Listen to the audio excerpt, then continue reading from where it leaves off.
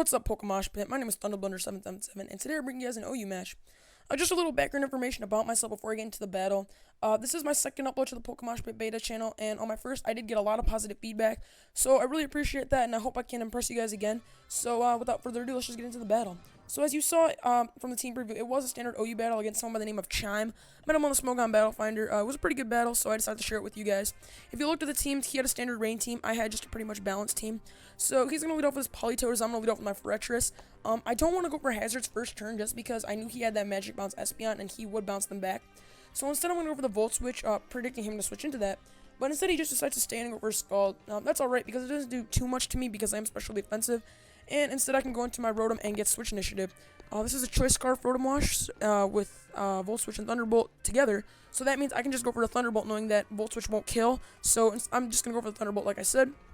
He's going to go into his Gallade as I go for the Thunderbolt. And this really doesn't do that much, telling me that he's definitely max HP and close to max special defense, which means that he's most likely the Bulk Up set, which carries that EV spread. So I go into my Whimsicott here thinking that he might try to go for the Bulk Up this early in the match so I can Encore him into it. Instead, he just decides to go for the Drain Punch to get some solid damage on me. Doesn't do too much because Whimsicott is pretty bulky if you invest in its defenses, and I am max HP, max defense.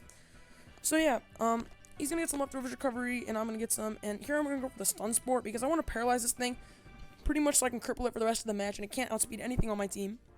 He's actually going to go for the Ice Punch, which kind of surprised me. I usually see these things carrying Stone Edge and Drain Punch, but yeah, it worked here. He got like a third on my Whimsicott.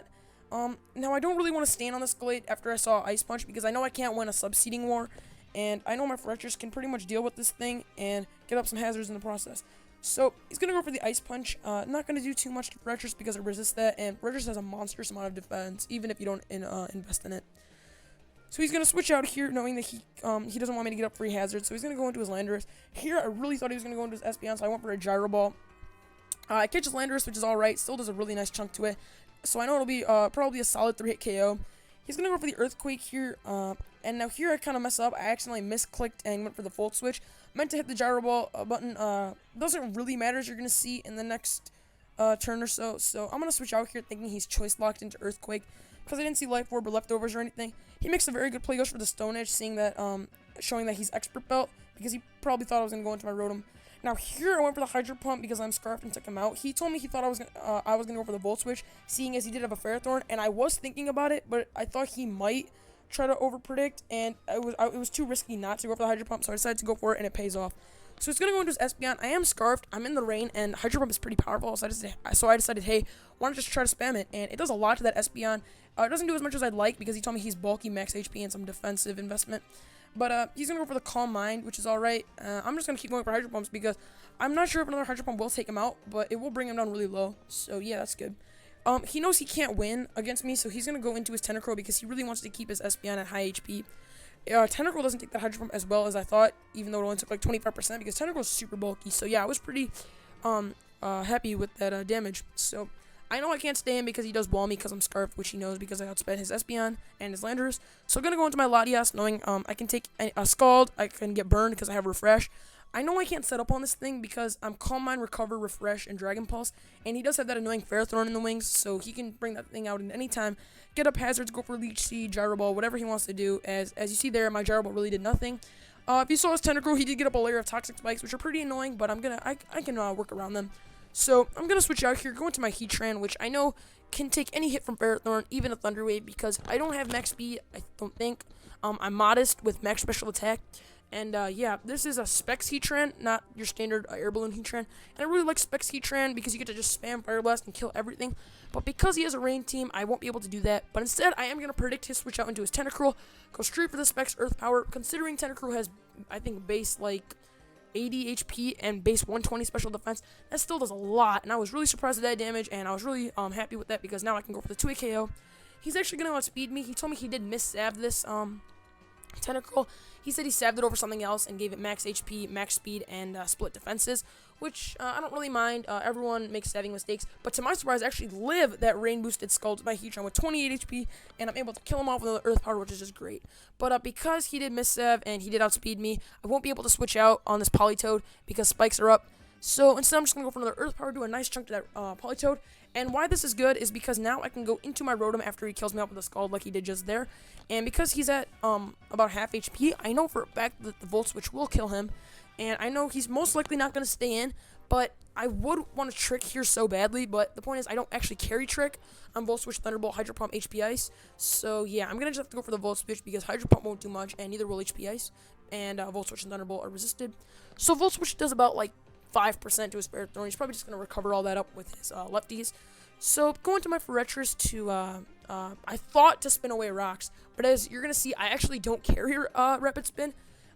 When I brought in this Forretress, I realized I didn't carry it because I really wanted to spin away rocks, the spikes and toxic spikes, so that was really bad preparation on my part. Now here, I went for the Gyro Ball just because I really thought he was going to go into his Espeon, and at this point, hazards really aren't that important in my opinion, and yeah, I get some leftovers recovery. Now I want to keep Forretress alive, because I really want to, I know I can take on that Espeon because I'm max special defense, and I can take an HP fighting and Oko with Gyro Ball. But he's just going to go for the Scald. I knew he was going to go for the water type move of any kind, so I went to my Rotom, and it takes it really well, but he's going to get the burn. Not going to really complain about that because that's the reason you use Scald over Surf to get the burn. So yeah, take some Scald burn damage, and he's going to switch out here knowing that the electric type move is coming, and he's going to go into his Espeon over his Ferrothorn. So I'm going to go for another Volt Switch. I guess he didn't really want me getting Switch Initiative on his Ferrothorn or something.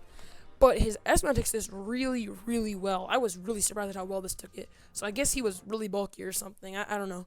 So I'm going to go into my Forretress, and yeah, he's going to get some leftovers recovery. Again, even though I'm only at like 110 HP, I know I can still take a HP fighting. He's actually going to go for the Shadow Ball. He told me he predicted me to go into my Latias. But if I wanted to go into that, I would have just switched into it through the Volt Switch.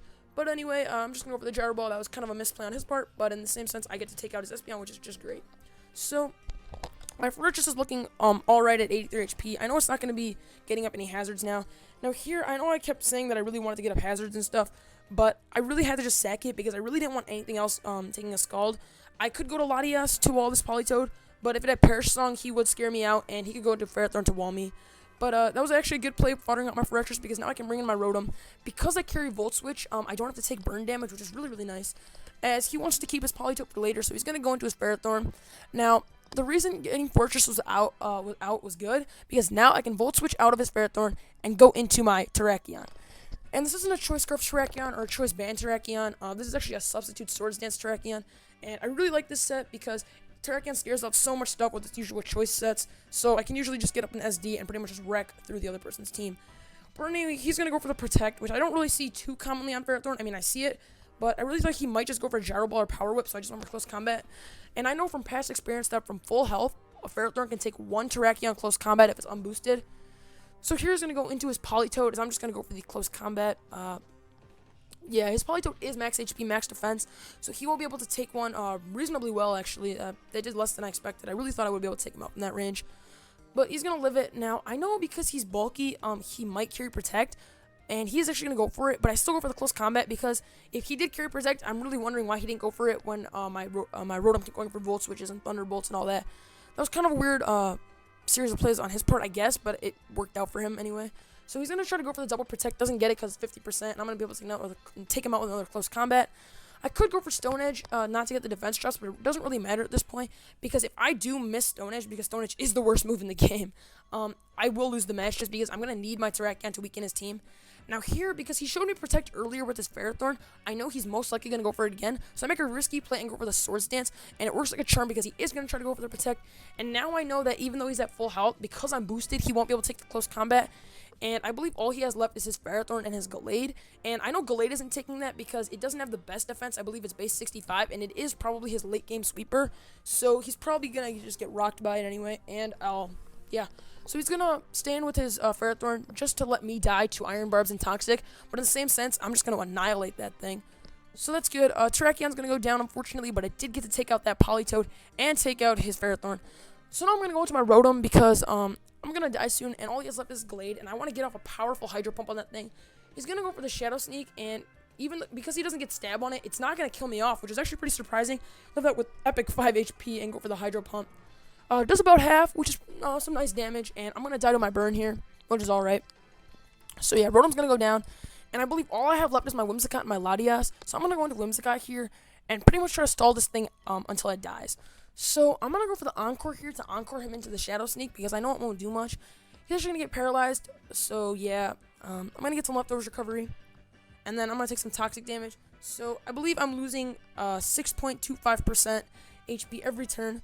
So yeah, I'm gonna go for Leech Seed here, and the reason I have this portion of the match sped up is because it's literally just massive stall. It's me going for Leech Seed, encoring him into Shadow Sneak repeatedly, as he's gonna keep trying to wither my health down with Shadow Sneak. But because he himself is max HP, I'm getting a lot back along with leftovers, and toxic damage is pretty much only canceling out his own my own Leech Seed. So yeah, I went for another Leech Seed there because I really couldn't do anything else. I'm Stun Spore, Leech Seed, Substitute, Encore. So yeah, I don't really have any attacking moves. So I'm getting some HP back, and then it's just going away. So I'm really just staying at the same spot. Now here I Encore him again because Whimsicott does have the Prankster ability, which is just awesome. So I will be able to outspeed that thing, even though Shadow Sneak is a priority move. And that's what I love about Whimsicott. You can use it, and you can pretty much just invest fully in its defenses because it doesn't need speed at all. I know it's an RU, but it's still a really great poke and pretty much the bane of setup sweepers. But anyway, I'm rambling. I go for the Substitute as he's going to decide to go for another Shadow Sneak. My Substitute will be able to take that, and I'm pretty sure my Substitute can take at least 2 more of those, or maybe 1 more of those. And yeah, now I know that I can probably come out on top of this, just because his Shadow Sneak won't be able to break my sub, and I'm getting more HP, and his Shadow Sneak won't be connecting and actually damaging my Whimsicott. So that's always good, and yeah, just pretty much stalling this thing out as well as I can. So yeah, it looks to be at about 25-ish% HP. I'm at 64 HP. His Encore ends. I'm going to go for another Encore, and yeah, this is why Whimsicott is so annoying, because if you set up on this thing and you try to stay in, you're pretty much screwed because Whimsicott is just fast with Prankster. So get some leftovers recovery, yeah, pretty much rinse and repeat, really, and pretty much withering him down. I didn't go into my Latias because I didn't want to take too many Ice Punches because Dragon Balls wouldn't have done that much, but here's just going to run knowing that he won't come out on top. So that was a great game, Chime. I believe he doesn't have a YouTube channel. I do have a YouTube channel, so if you guys like my content, you can check it out. It'll be in the link in the description, Thunderblunder777, and yeah, later, guys.